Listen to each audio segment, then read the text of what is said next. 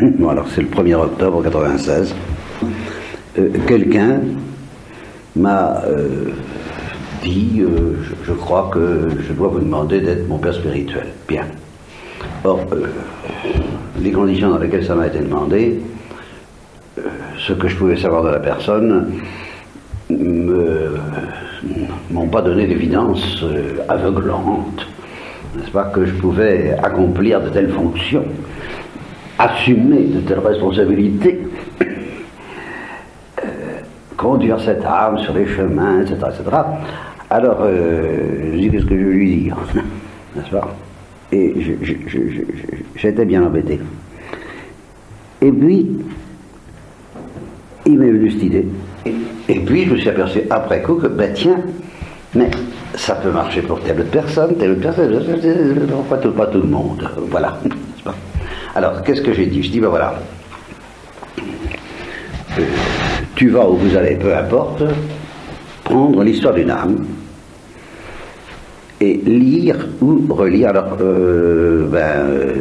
tous les jours un chapitre. Voilà. Mais alors, pour cette personne-là, c'est impératif, mais pour vous, toutes, ce qui est ici, c'est une proposition. Personne n'est obligé de le faire, mais c'est une invitation. Parce que je suis convaincu que cette petite proposition que je vous fais ne peut pas ne pas avoir certains effets. Ça m'a paru massif.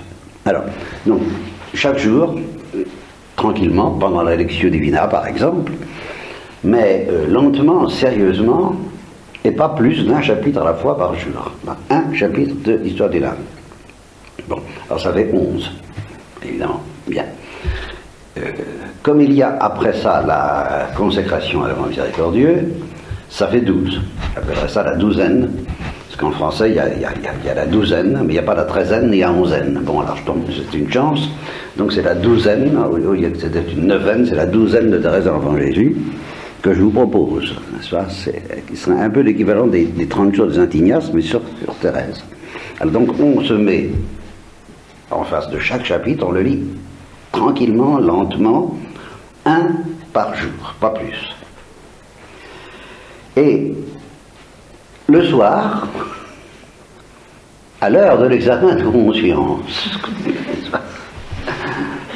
ou avant de se coucher si on ne fait pas d'examen de conscience, on se met même devant un petit cahier si possible, et puis on se pose simplement la question suivante: est-ce que c'est ça que je veux vivre? Voilà.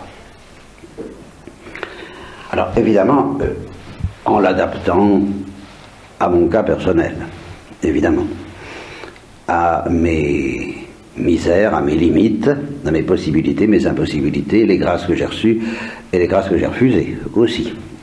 Tout cet ensemble constitue ce qu'on appelle en médecine une idiosyncrasie, c'est-à-dire une équation personnelle en termes plus bêtes dont il faut tenir compte, et qui fait que le mystère proclamé par ce texte de l'histoire d'une âme, je vais y revenir un petit peu, ce mystère-là,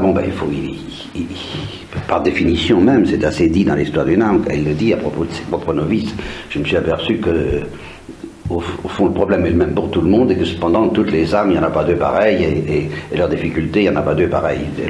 Donc, il faut justement s'adapter à chacune selon... cette adaptation est sans supposer faite, et je vais y revenir. Est-ce que c'est ça que je veux vivre? Oui ou non? Et chaque soir, à propos de chaque chapitre, en ajoutant: est-ce que je suis prêt, est-ce que je suis prête, dans votre cas, à subir toutes les humiliations nécessaires et consentir tous les renoncements exigés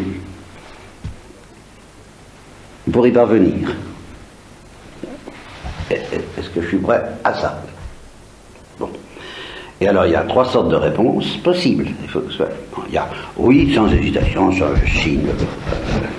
Où est-ce qu'il faut signer? Enfin, voilà. Bon, sans problème. Bon.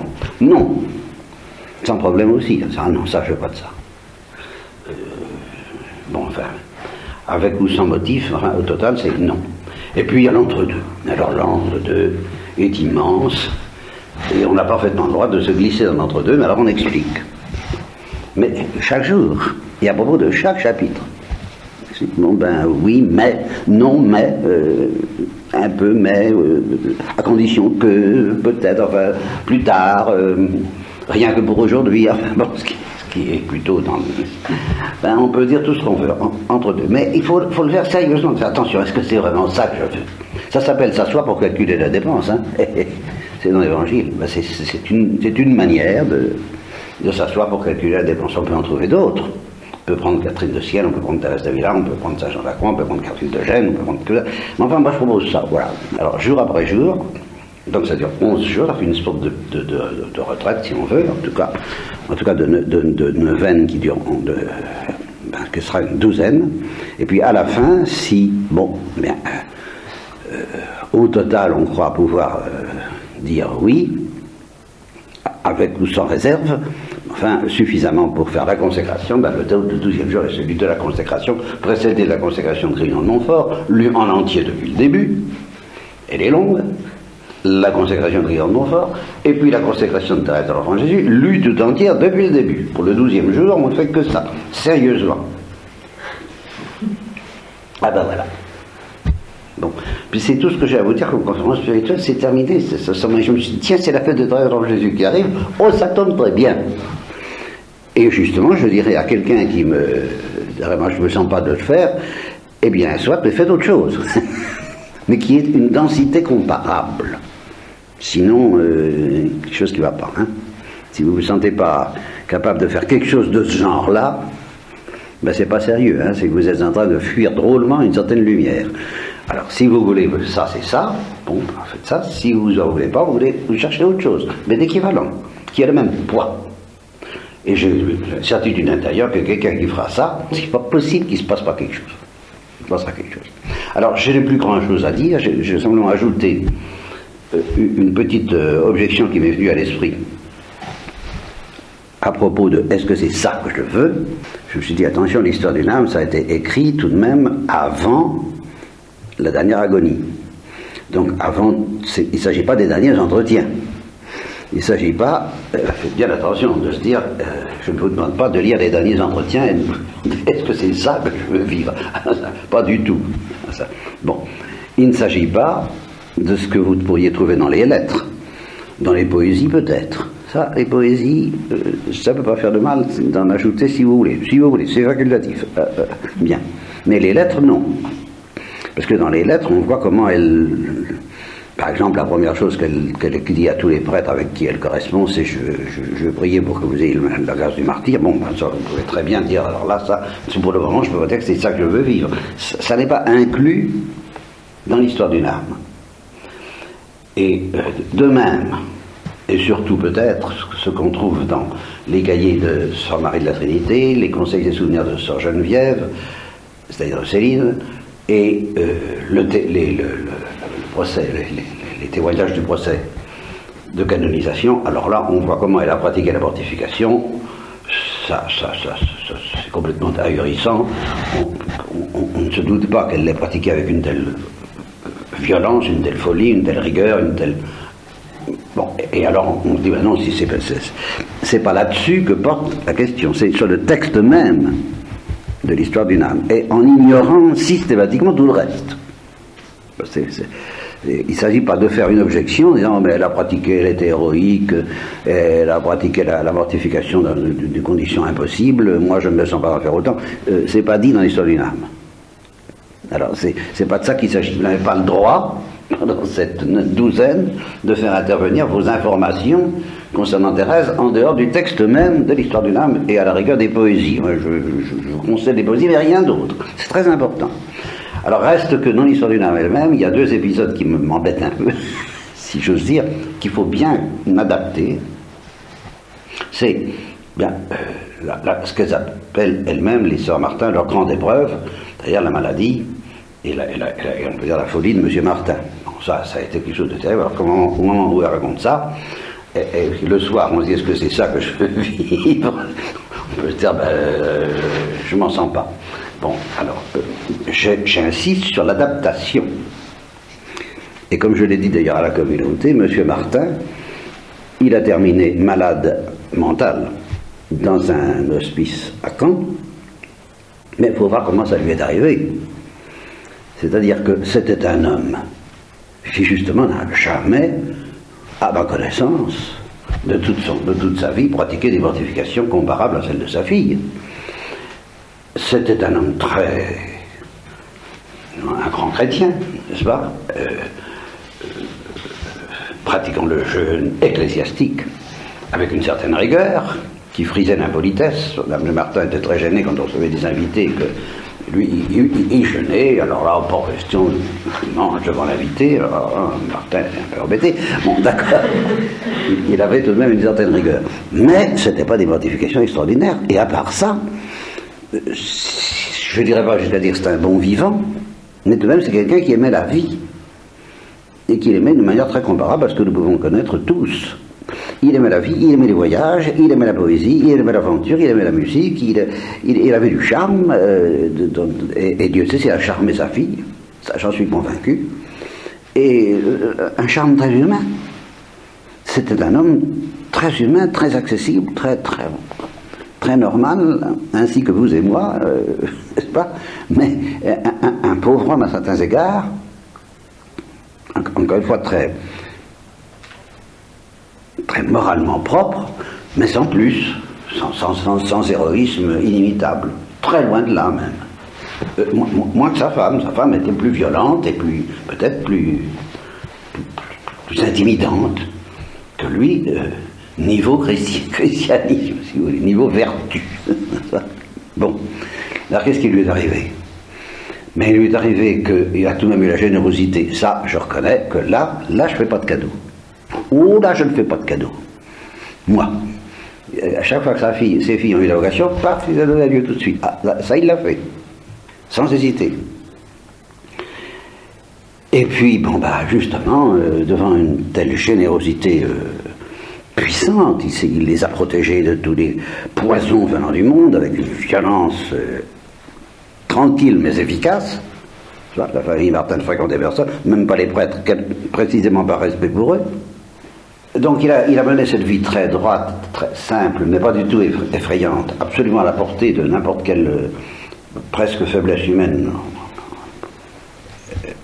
Et d'ailleurs miséricordieuse pour toutes les misères. Ils en ont connu dans leur vie, des époux Martin, qu'on pense à canoniser. Ils en ont connu des misères qu'ils ont soulagées, et des misères morales considérables. Mais il a toujours été généreux, spécialement devant la vocation de ses filles. Et alors, un jour au parloir, il leur a dit, j'ai prié l'autre jour, c'était fidèle à la prière quand même, faisait raison quand même, je crois, oui, faisait une certaine raison, je ne sais pas ce qu'elle était la raison de M. Martin avant le moment dont je parlais, mais enfin il essayait de prier certainement. En tout cas, j'ai reçu des grâces, j'ai reçu des consolations, mais alors vraiment, c'est trop. Alors là, on a l'homme qui croule devant la lumière de Dieu telle que je vous la présenterai en m'appuyant sur un autre témoignage dans quelque temps. Quelqu'un qui a eu même deux visions très impressionnantes où vraiment alors on sent que le ciel existe. Bon, alors il a senti que le ciel existait, quoi. Il a senti que le ciel existe. Alors avec un tel degré d'intensité que, bon, selon l'ambiance du temps, on s'offrait comme victime à la justice. On ne connaissait pas, elle n'avait pas encore inventé de s'offrir à la miséricorde, Thérèse de l'Enfant Jésus. Alors bon, on s'offrait comme victime à la justice. Il n'avait que ça à sa disposition dans sa culture, le brave homme. Et comme c'était pas un intellectuel, il a pris ce qu'il se trouvait, quoi. Mais il a senti qu'il fallait qu'il fasse quelque chose. Et je peux pas continuer comme ça. C'est trop. Je suis trop heureux. C'est trop de joie, ça dépasse trop. Je ne peux pas supporter ça. Alors je me suis offert, et il a à peine prononcé le mot, il a su sa victime, n'est-ce pas? Parce que c'était trop. Parce qu'il était trop, il débordait de joie. Alors si, quand on dit, il faut être prêt avec ça, c'est-à-dire que si jamais vous arrive des joies, bon, ben, est-ce que vous êtes prête à dire, ben moi aussi je vais m'offrir, puis il va y avoir ce qui va y avoir. Si vous recevez de telles grâces que vous n'avez pas reçues, ni moi non plus.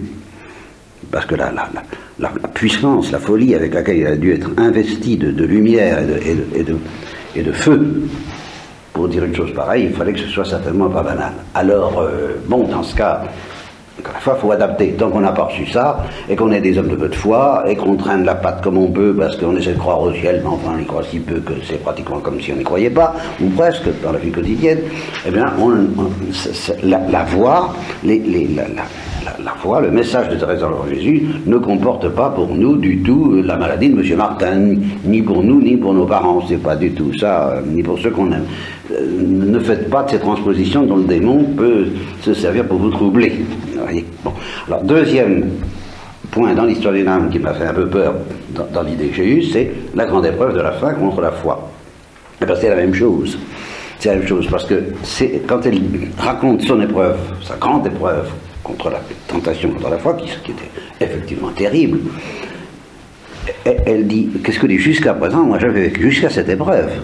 Donc pendant toutes les années où elle déclare ne recevoir aucune consolation, faire une raison très sèche, mais par ailleurs elle dira, ce qui paraît contradictoire, et justement la réponse, je la tiens aujourd'hui même, je me suis longtemps dit que c'est étrange. Elle décrit son oraison et sa vie comme très austère, comme sans consolation, comme sans une oraison où elle s'ennuie, où elle dort quelquefois. L'oraison de Saint-Pierre, elle a des distractions, et sèche, quoi, une oraison très sèche. Et puis, elle dit, dans l'histoire des dames alors, qu'à partir de soit la grâce de Noël, je crois que c'est à partir de la grâce de Noël, commence la partie de sa vie la plus lumineuse de toutes, et d'une lumière qui ne s'est jamais démentie. Alors, donc au Carmel, ça reste la période de sa vie la plus lumineuse, alors que quand elle raconte le détail de son oraison, on se dit, ça a l'air la nuit de la foi. Dans toute sa sécheresse et son obscurité. Alors quoi? Eh bien, juste avant de parler de sa dernière épreuve, elle précise un petit détail qui n'a l'air de rien, mais qui est ahurissant.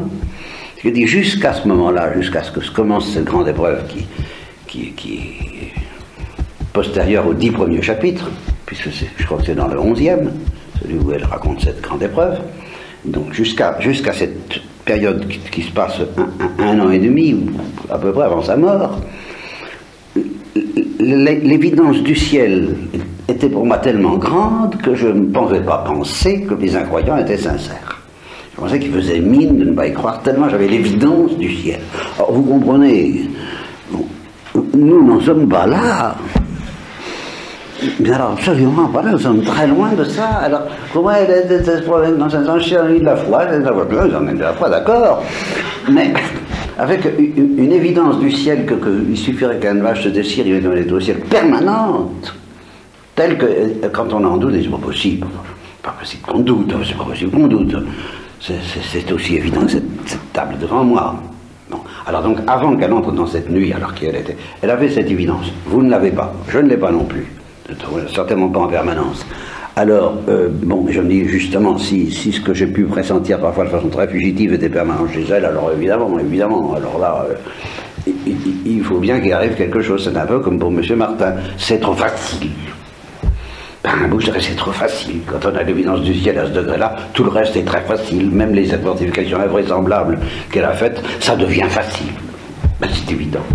Alors ça n'est pas notre cas. Alors il faut adapter. Bon, alors l'adaptation étant faite, avec cette intuition que Thérèse a, qu'elle a écrit d'abord pour raconter ses souvenirs de famille, ensuite qu'elle est une petite âme privilégiée, ensuite que cette petite âme privilégiée, Dieu lui demande de lancer une invitation aux petites âmes, ça elle en a l'intuition très forte et de plus en plus puissante, dévorante et brûlante.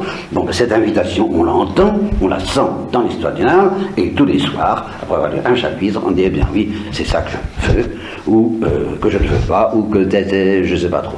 Voilà la résolution que vous... Alors ah oui, petit détail complémentaire encore, vous pouvez m'en parler ou pas m'en parler. Vous êtes absolument libre de le faire secrètement, de ne pas le faire, de le faire en me le disant, de le faire en me le disant avant, de le faire en me le disant après, de me donner les résultats. La seule chose que je vous demande farouchement, c'est de ne pas m'en parler pendant. Et à personne. Tout au moins de la petite réponse que vous faites le soir. C'est surtout ça. Vous pouvez parler de votre âme et tout ce que vous voudrez, même des impressions que vous faites l'histoire d'une âme. Mais la réponse que vous faites, c'est un secret entre vous et Dieu pendant les 2 jours. Puis après, bon, vous pouvez en parler à l'Église. Voilà, c'est la grâce que je vous souhaite. Et mettez-moi dans cette douzaine si vous la faites. Merci.